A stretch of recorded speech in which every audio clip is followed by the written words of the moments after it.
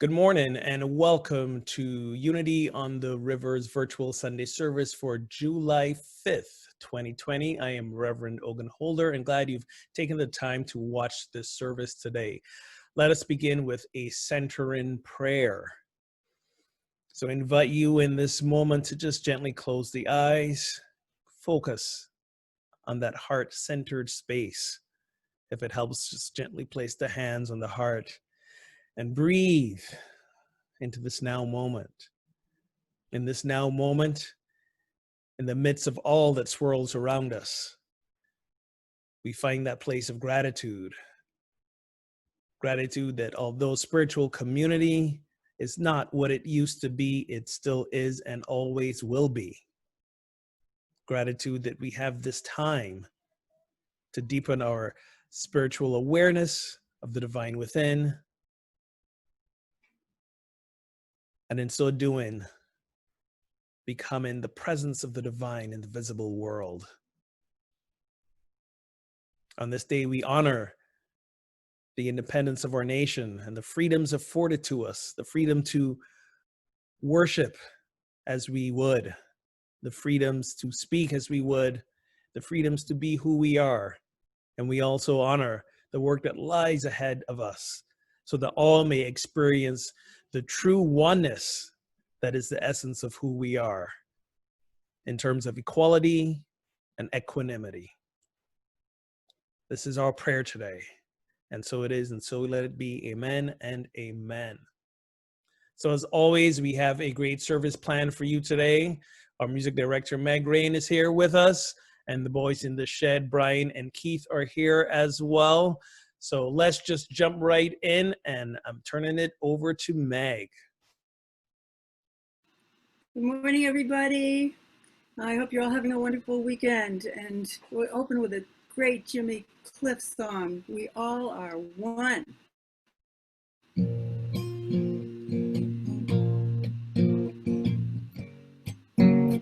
Yeah.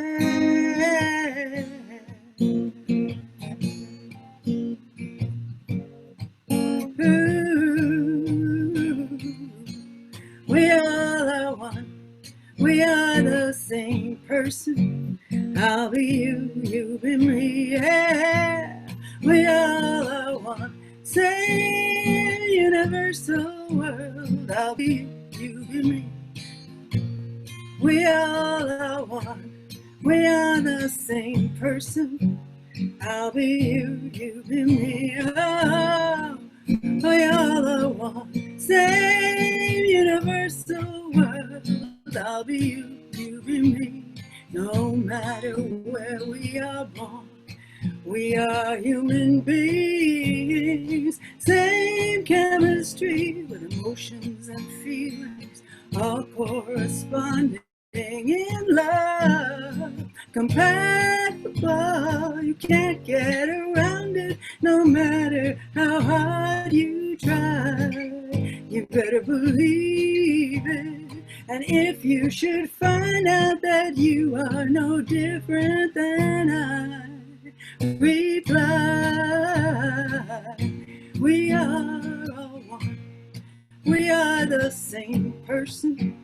I'll be you, you be me, yeah. We all are one, same universal world. I'll be you, you be me.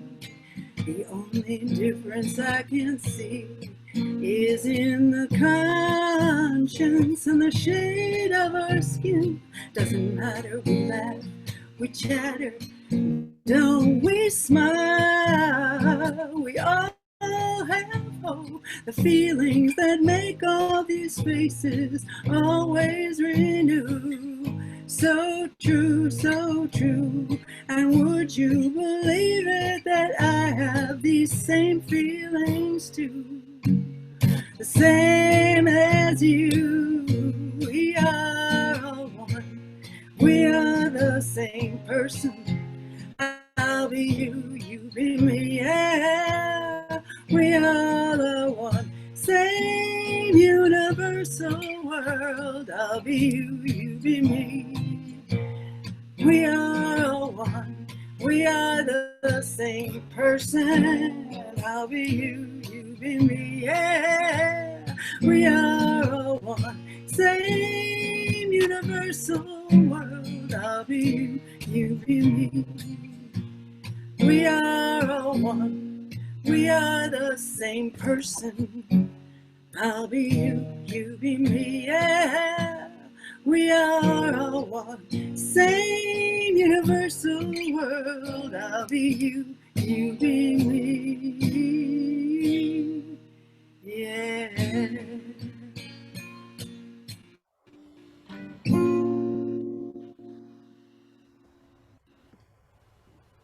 Very nice, Meg.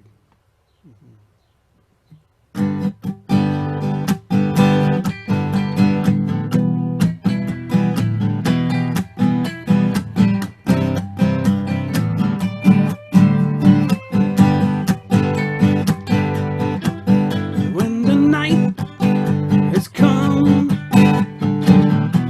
land is dark, and the moon is the only light we'll see. No, I won't be afraid. No, I won't be afraid. Just as long as you stand by me. So darling, darling, stand by me. Oh, stand by me. Stand by me. Stand by me. Stand by me. If the sky that we look upon should tumble and fall, or the mountain should crumble to the sea, I won't cry, no, I won't shed a tear, not as long as you stand by me. So darling, darling, stand by me. Oh, stand by me. Stand by me. Stand by me. Stand by me. Darling, darling, stand by me. Oh, stand by me. Stand by me. Stand by me. Stand by me. Take it, Keith.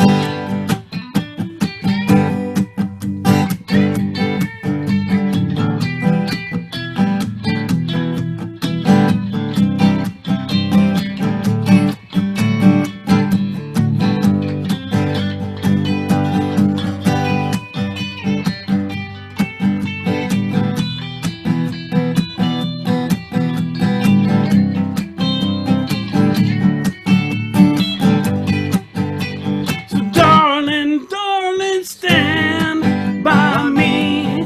Oh, stand by me. Stand by me.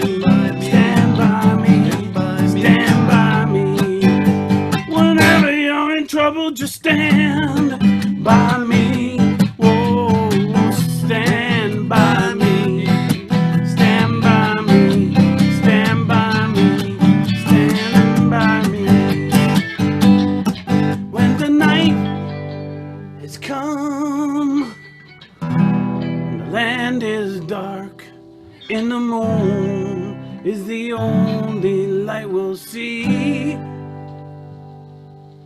No, I won't be afraid. No, I won't shed a tear. Just as long as you stand by me. Thank you, Brian and Keith. And indeed, we stand by each other. We stand in truth. We stand in love. We stand in the light of being, of divine presence that we are. So let us center into that truth, into that knowing with a time of meditation. So wherever you are, I invite you to become comfortable, whether you're sitting down or lying down, and start to turn within. And Meg will share with us a song to help get us centered in morning prayer.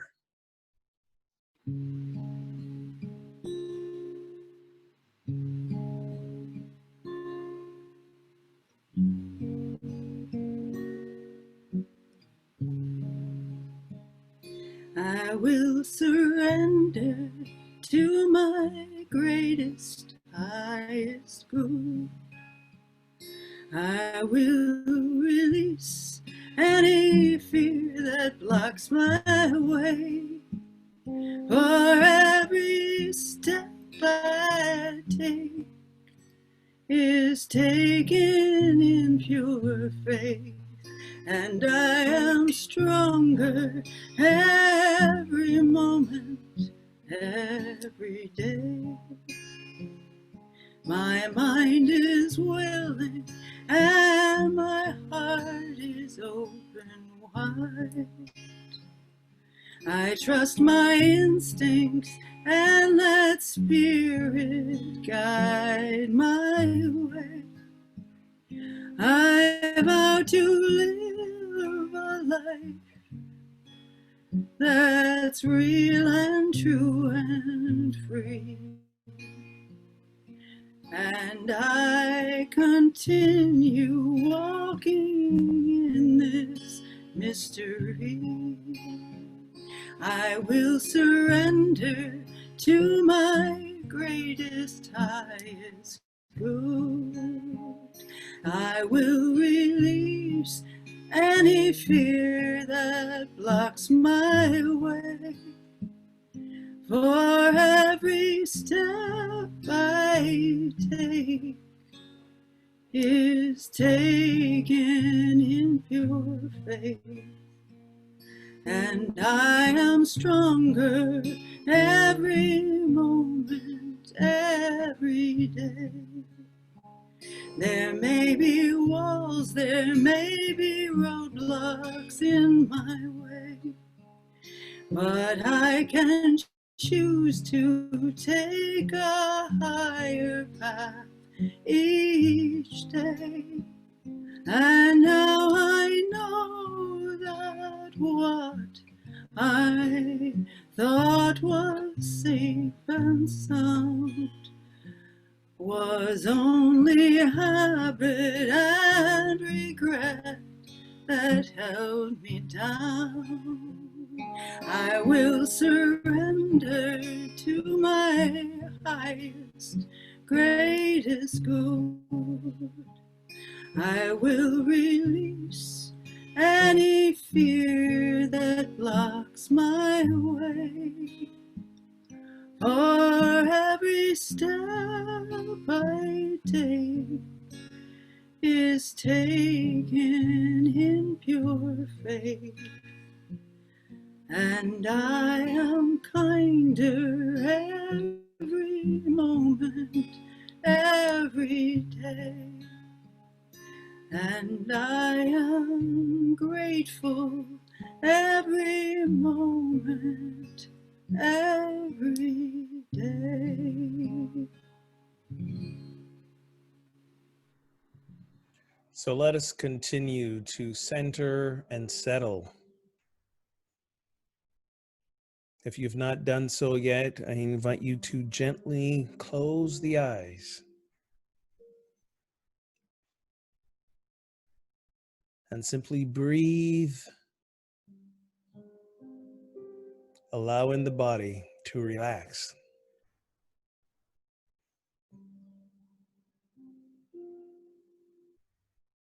With each out breath, simply allow the body to feel a sense of effortlessness,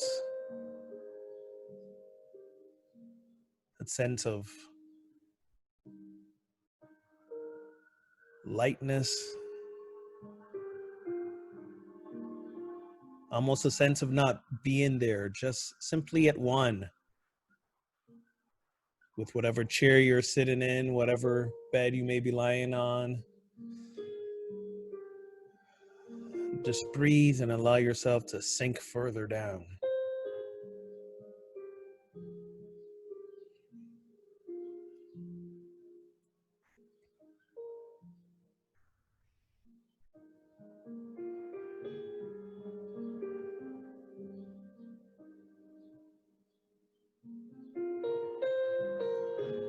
Do not struggle or resist any distractions. Simply notice them without judgment, without wishing for any other experience, and return the attention to the steady inflow and outflow of breath.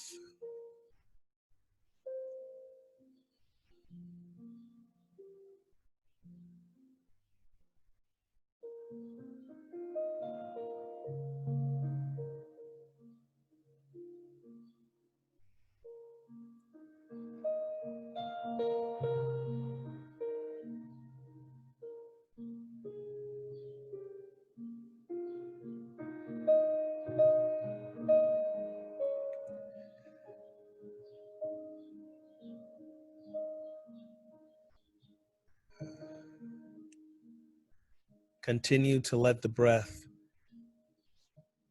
pull you deeper into the silence of your heart.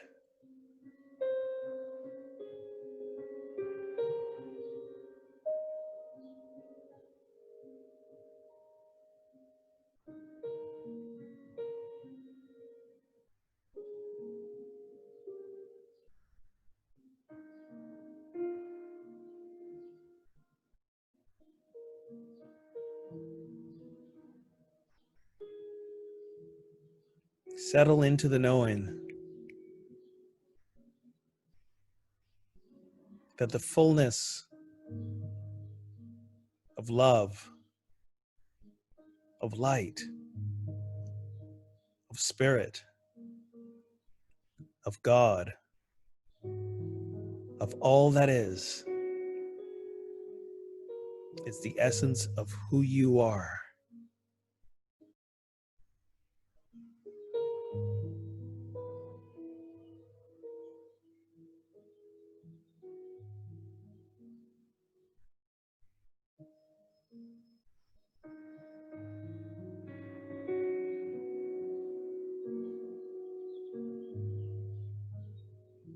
It is all you will ever need.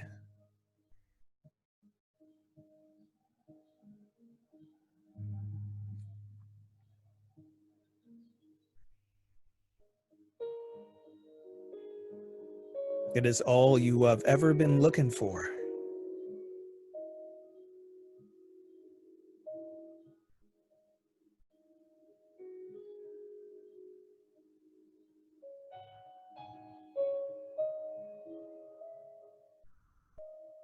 It is the you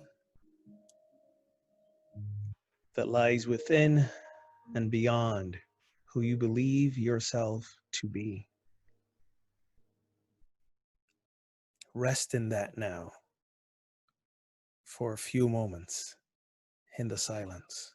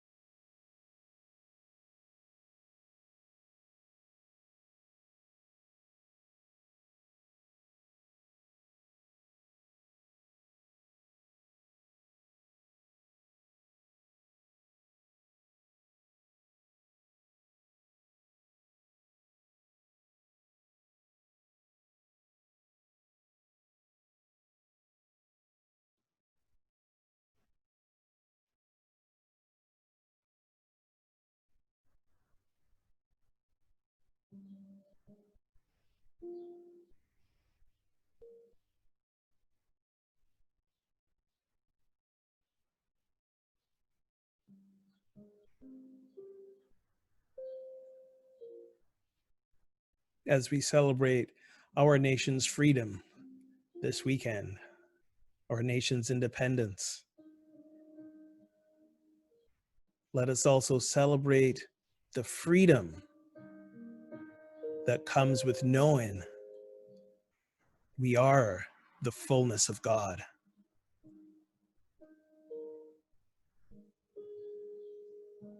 This knowing brings us freedom of lack, freedom of sadness,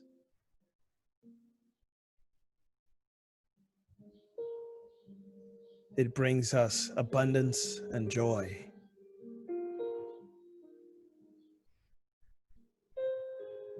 Our divinity is our liberation. Let us celebrate that today.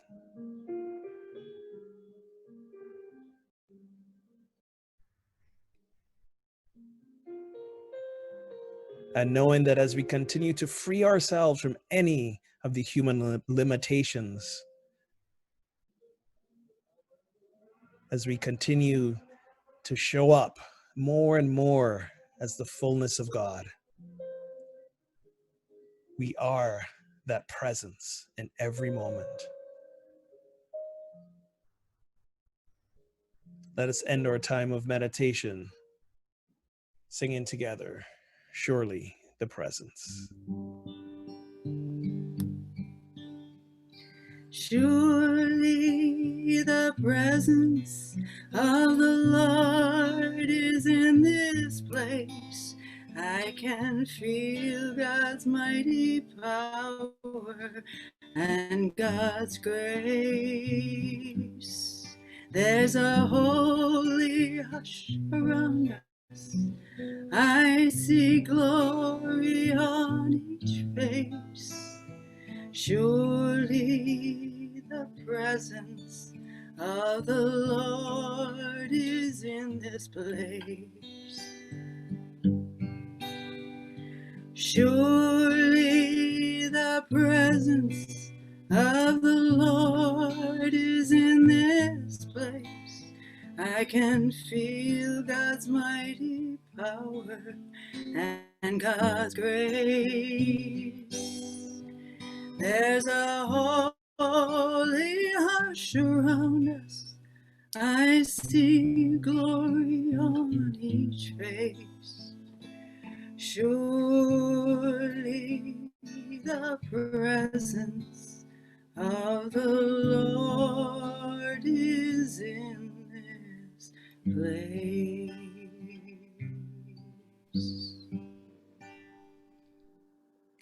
Thank you, Meg. So if there is one thing that I think many of us are experiencing and have been experiencing over these last couple months, is truly that sense of isolation from each other, from maybe our family members or co-workers, others in our spiritual community. And for some of us, it's been lonely. This weekend in particular might be particularly bizarre for some of us. This is usually a weekend where we get together with so many other people and go see fireworks or go to barbecues and cookouts. And for many of us, erring on the side of safety, we haven't been doing that. And it might be a weekend where we feel that isolation and loneliness even more than we have. Many of us are seeing the news of the rise of coronavirus cases, and I think part of that is because the loneliness and isolation has been such a struggle for so many that it's sort of a thought of, to hell with it, we're going out. I'm not pointing fingers, I'm confessing, I've been the same way. You know, restaurants here in Massachusetts have reopened, so I've gone out and dined with friends with the outdoor seating, and I've made my way out. It's been rough, it's been lonely. So many of us are saying we're going to resume life regardless, even though the truth is and the facts are, it's not necessarily the safest time to do that. Many of us are daunted by the thought of fears around things needing to shut down again. We've been seeing that in some areas of business in some states, and some of us might be thinking, oh no, here we go again, more isolation, more loneliness, and it's not something that feels good. I've always said that everything that shows up in our life is an opportunity for us to show up as God, for us to be that presence, to use everything that happens as an opportunity for spiritual practice, for deepening awareness and mindfulness. So I was particularly glad that it worked out this week that the chapter in When Things Fall Apart was on loneliness. And I remember the very first time reading this chapter, and I saw the chapter heading that said 6 kinds of loneliness. I'm like, 6? I'm struggling with one of them. We got 6 of them that I got to deal with. But the truth of the matter is that even loneliness is an opportunity for us to practice the presence, practice deepening, practice how to heal some of those areas that are triggered from when we are lonely, from when we feel abandoned, when we feel isolated. This is another gift of this time, another gift of this pandemic. It is inviting us all into levels of healing that we didn't know we needed to do. So today we talk about loneliness and the 6 kinds of loneliness and how we have been habitually doing things to avoid these kinds of loneliness. So the first one we look at is kind of loneliness is less desire. Sitting in the loneliness of less desire means that we have to be willing to be lonely without resolving the loneliness. You see, we often seek to resolve our loneliness. In fact, we think we deserve to resolve that loneliness. We don't deserve to be lonely, we tell ourselves. And what happens is that there's this idea that we've got to fill the void of the loneliness so we don't feel it. And I'll get to that a little bit later. But what the invitation is here is to realize our resistance to just sitting and feeling the loneliness and detoxing. Sit with it until we get to the other side of it, to decrease that fundamental restlessness that gets stirred up when we feel lonely. The only way out is through. And on a personal note, I'm beginning to experience that more and more. This past couple weeks marked not just the 5th anniversary of my wife's passing, but the 6 months since I ended a 3-year relationship. That initial excitement of, yay, I'm moving into a place on my own and I don't have to take care of a kid anymore. I don't have to take care of anyone other than myself. And I'm excited to get back to bachelorhood. Well, that's lasted all of 6 months. My aloneness is now crossing the line into loneliness. And this is about the time where it'd be like, all right, so what do I got to do to resolve this? But I'm trying something new this time. I'm leaning into the loneliness. I'm sticking with it. I'm sitting through it, feeling through it, so I can really get a sense of what is it that I fear so much about being lonely. Another kind of loneliness that arises is contentment. How can we find contentment in the midst of loneliness? Part of part of what loneliness triggers in us is a sense of not enoughness. I don't have enough friends. I don't have enough relationships. I don't have enough places to go. I don't have enough things to do. So once again, it's about that inner awareness that we are more than enough. That true, we may not have these things, but when we don't have nothing, when we have nothing, we have nothing to lose. That's what she says. When we realize that we have nothing, then there's nothing to lose. It's a weird sort of paradoxical approach to this thing, but this is the contentment that comes from isolation and loneliness. She calls it cool loneliness. Not cool as in, hey, that's hip, but rather a lessening of the intensity of the loneliness. This is an opportunity to give up the belief that when we escape loneliness, that's when we will find happiness and joy and well-being and courage and strength. No, we need to connect with these things within ourselves, not just in spite of the loneliness, but in the midst of it. It's another opportunity to avoid unnecessary activity. This is number 3. We love to keep ourselves busy so we don't feel. We don't feel pain, we don't feel hurt, we don't feel aloneness and loneliness. We try so hard to escape being alone with ourselves. Perhaps this is an opportunity to fall deeper in love with yourself by being with yourself, no one else. So consider avoiding the busyness and the unnecessary activity. The virus has pushed many of us into that place, but we still find things to do around the house. I know people who've cleaned their houses more than they've ever cleaned their houses in their whole life in the last 2 months because they're looking for something to do. Perhaps look and see how you've been using activity as an avoidance for being in that place of aloneness and loneliness and with yourself.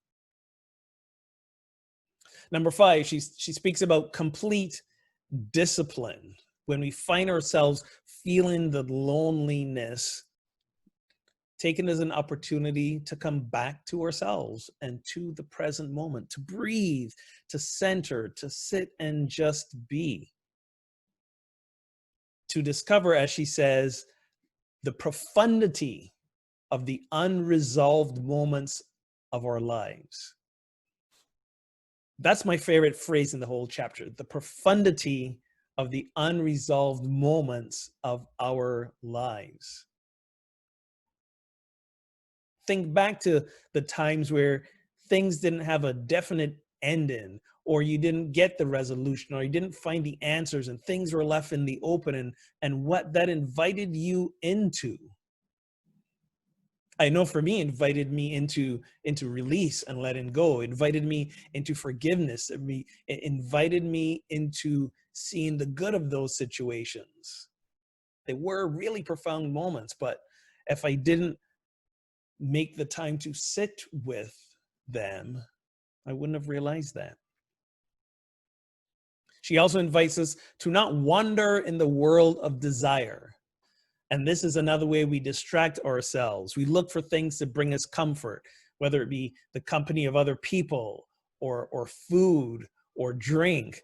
I mean, I'm not going to lie to you.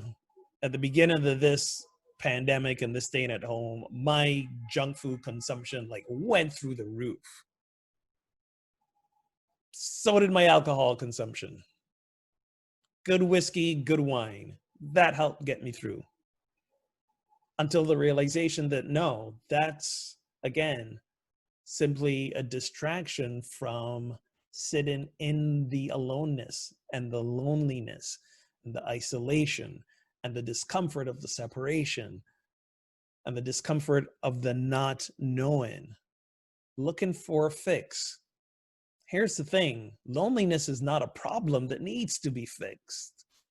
Loneliness is an opportunity and an invitation for us, again, to make peace with and heal what is being triggered by the loneliness. We are so addicted to grabbing onto things to make us feel better, to make us feel at peace, to make us feel fulfilled. And all we seek lies within. And the discomfort comes when we are thrust into a situation where we sort of have no choice but to look within. I guess we always do have a choice. But as we may have realized by now, looking outside of ourselves with busyness and distractions does not ultimately provide any sort of resolution. And finally, when we are lonely, it's the invitation to stop seeking security from our own, she calls them discursive thoughts. So, you know, many of us, we are our own best conversational guest. We can talk to ourselves left, right, and center. Sometimes there's like 4 of us having a conversation in our heads at the same time. And we go through, you know, that circle of, you know, how a thing should be or how it shouldn't be and what it is and what it isn't and what we can and can't do or, you know, who we should be or who we're not and who we want to be. And we have this monkey mind just constantly going and going and going. And perhaps this is an invitation to step away from those, because they can be just as much as a distraction. So next time you notice those thoughts spiraling, again, without judgment, as I often say in our meditation, without judgment or resistance, just notice that they're happening and return to the breath, return to meditation, return to some mindfulness practice that reminds you that this time that you may feel isolated and alone and lonely is really an invitation for deeper awareness, for deeper knowing of the divine truth that you are. Everything that shows up for us is an opportunity for us to show up as the divine. And that includes showing up for ourselves as the divine. So as we continue this time of physical separation, as we continue to stay indoors and maybe not travel as much or go out and shop and eat as much, as we continue to be safe and be cautious, let us do so not with a spirit of fear. Let's not do so with a spirit of longing and wishing it were different. Let us stay in the present moment to ourselves and the loneliness that comes up, and see it, like everything else, as an opportunity to discover more of who we are, which is divine. So I invite you to just for a moment gently close the eyes, take a deep breath,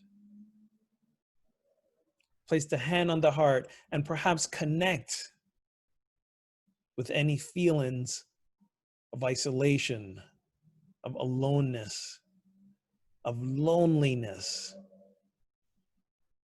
that have really been triggered in these last 2 months. Perhaps this loneliness is a new experience for you. Perhaps it's the amplification of a feeling that has gone on for years. Either way, I invite you to just feel into it right now.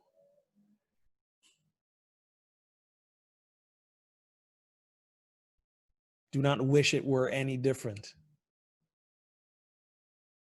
Simply notice it. And begin to be willing to be grateful for the opportunity that it brings you for healing, for wholeness, for the deep realization of all that you are. for the opportunity to know that all that you seek is already you.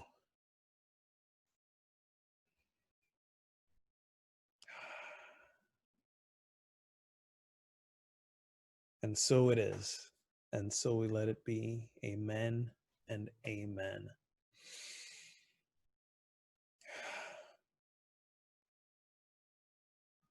So, in this moment, as you're watching, you are in good company. And this good company, we're going over to Brian and Keith, the boys in the shed. Take it away, guys. We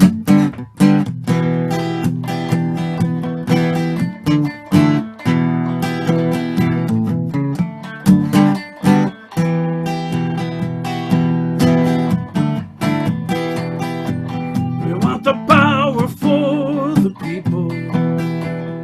That's all we ask in our country, dear. Sick and the hungry are unable. Protect them and those who may live in fear.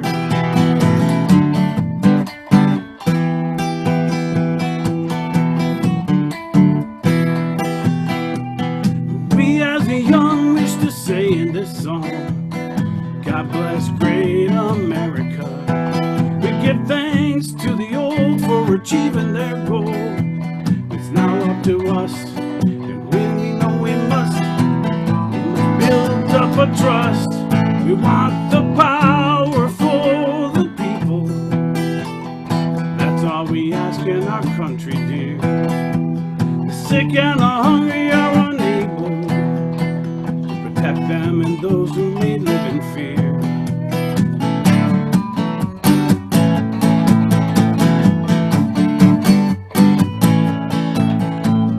Power for the people. Want the power for the people. Power for the people. Power for the people.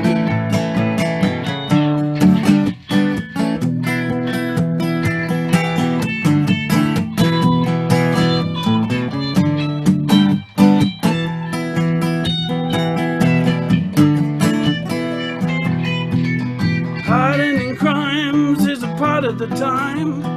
It's rough for some people to live. Disease can move fast, but it don't have to last. It's now the nation's turn for all to be concerned. We can be free or still, it is the people's will. We want the power for the people. That's all we ask in our country, dear. The sick and the hungry are unable to protect them and those who may live in fear. Power for the people. We need power for the people. Power for the people. We need some power for the people.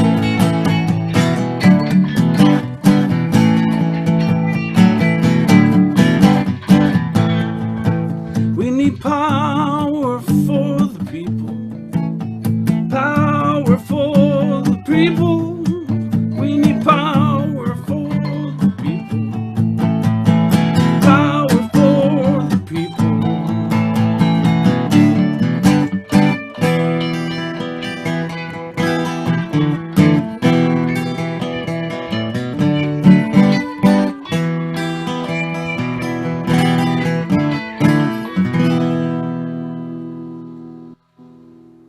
Awesome. Thank you, Brian. Just a few announcements before we wrap up the service. Just reminding you all that Dr. Joel Brown's workshop, The Inclusive Side of Oneness, Anti-Racist Training for the Spiritual Practitioner, registration is now open. The workshop will take place on July 12th. That's a Sunday, July 12th. That's next Sunday from 1 to 4 p.m. It's over Zoom, and we have a sliding scale for registration fee. You need to sign up by the 10th, so get on it. Also, we are having, as I mentioned before, a couple of building farewell celebration services. These will be Sunday, July 19th and 26th in the evening at 4:30. there's a link to sign up in the newsletter and on our website, unityontheriver.org. The two services are going to be the same. We're doing two services so that we can have two smaller gatherings to safely observe social distancing, you know what I mean, and other healthy practices at this time. So please only sign up for one service. Also happening at these services, we're going to have a bookstore inventory blowout sale before and after the services. And we were gifted with a massive pile of jewelry, a storehouse of jewelry from October Craig. Our husband Peter he's been moving and he's been packing away stuff, and he's donating all her jewelry. And Nancy Reese, thank you Nancy, and thank you Peter, have been are going to be selling her jewelry for a love offering, and all the donations go towards Unity on the River at these services as well. So come prepared for that. We are still collecting food items for the Pettingill House. The dates are up on the website, July 12th, 14th, and 15th. So please use this week and this time to start collecting some food items. Please visit the website, and we only want the items that are on the list provided. Thank you as always for your ongoing support and donations and investment in your spiritual community. Please head over to unityontheriver.org/donate to use a credit card to make a donation. If you want to set up Apple or Google Pay and donate really quickly by text the word GIVE, G-I-V-E. If you've not set it up yet, text GIVE to 833-702-4337. One-time setup, and donating literally takes a few seconds after that. If you want to mail us a check, 18 Macy Street, is that the address? 58 Macy, wow. Woo, it's that time of, we've been in isolation too long. 58 Macy Street, Amesbury, and you can mail in your check that way as well. If you are watching this service in Sunday morning at 10 o'clock our usual time, please feel free to join us for hospitality. All the information to do that is on our website, unityontheriver.org. I will not be at hospitality today, but our licensed unity teacher, Amy Jocelyn, is going to be facilitated in my absence. So please come and connect with your community live, and look forward to seeing you all the following week. So I think that's it for today. I hope you've been having an enjoyable and safe 4th of July weekend as much as we can in these times. And just remember, spiritual community is always, always going to continue. So let us end today, as we always do, with "Let there be peace on earth." 1, 2, 3, 4, 5, 6.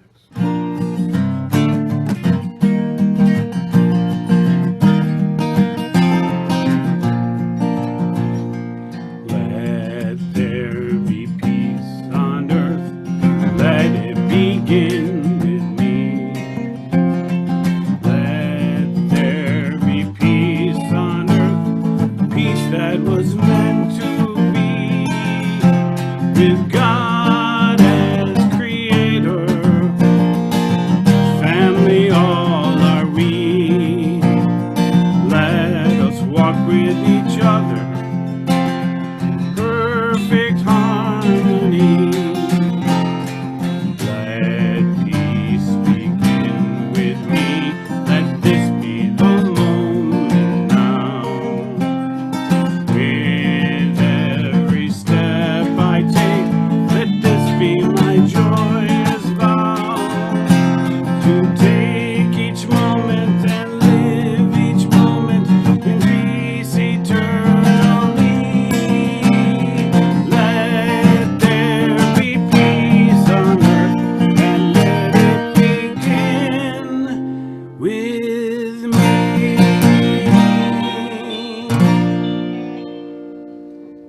The light of God surrounds us. We are the light of God. The love of God enfolds us. We are the love of God. The power of God protects us. We are the power of God. The presence of God watches over us. We are the presence of God. Wherever we are, God God is, is, and all is well, well. and we are richly blessed. Namaste. Namaste, everyone. Happy 4th of Happy July. and safe.